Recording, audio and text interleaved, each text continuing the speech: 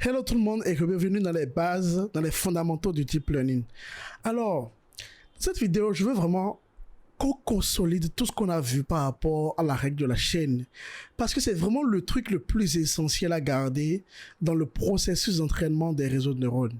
C'est vraiment la partie que TensorFlow fait pour nous dans le background, que vous allez voir plus tard, que on ne fera plus à la main du tout après.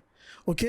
Donc du coup, je veux vraiment que vous gardez cette base-là et que vous la comprenez très bien. Pour cela, nous allons écrire une fonction qui peut prendre en entrée une chaîne de n'importe de 3 fonctions et calculer la dérivée en un point donné. Ok? Et ça, nous allons écrire ça, nous allons appeler la fonction chain rule et qui prend en entrée une chaîne du coup et le point en lequel on va calculer la dérivée et nous retourne justement la dérivée entière. Donc, supposons que ce qu'on a fait ici, c'était ça, la chaîne. Donc, c'est une chaîne de... Alors, supposons que on a cette chaîne-là. Donc, du coup, comme je vous l'ai montré, on va appeler ceci. F, c'est... Alors, chaîne, c'est une liste. Hein. Donc, du coup, F, c'est le premier élément de la chaîne. G, c'est le deuxième élément de la chaîne. 1, voilà. Et H, c'est le dernier élément de la chaîne. Donc, on a vu quoi? On a d'abord vu ce qu'on appelle le forward pass. OK? Donc, le calcul dans le sens comme ceci. Calculer les valeurs intermédiaires là, ça et ça. Donc, du coup, c'est ce que nous allons faire. Du coup, nous allons calculer F de point. Donc, en ce point donné, F de point, ce sera égal à quoi? F, tout simplement, point à l'intérieur, voilà. Et G de F point, ou plutôt on va appeler ça G point tout simplement, c'est égal à G de F point. C'est ce qu'on a fait là. Temp 1 égale à ça, et temp 2 c'est carré de temp 1, ok? Donc du coup, G point est égal à G de F point. Très bien.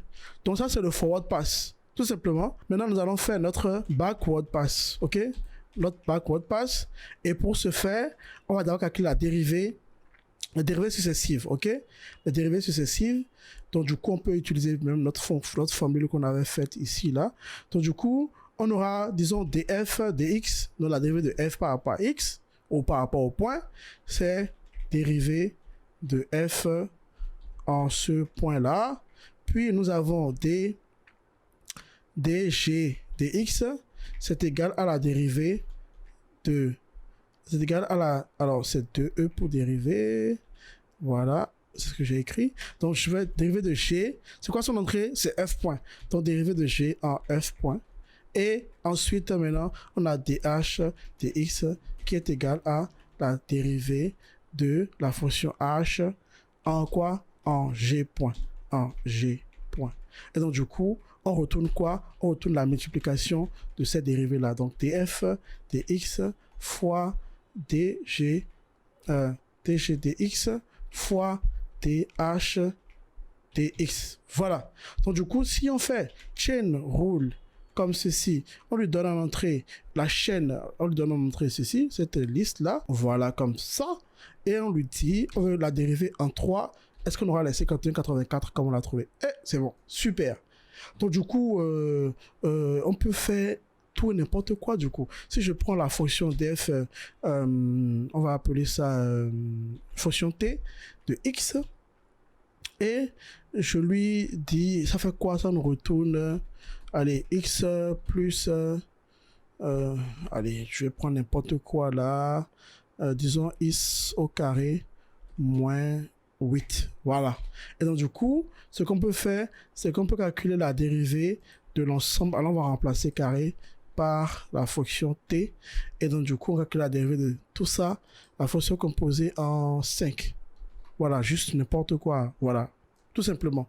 Là, c'est une dérivée positive. Ça veut dire quoi? Ça veut dire que si on voulait réduire l'erreur ou bien cette fonction composée là, ça voudrait dire qu'il faut diminuer W parce que en modifiant enfin ce 5 là, parce qu'en modifiant ça légèrement, en augmentant ça légèrement, on a augmenté la variation aussi. Donc du coup, il faut aller dans le sens contraire, il faut diminuer ceci pour diminuer l'erreur.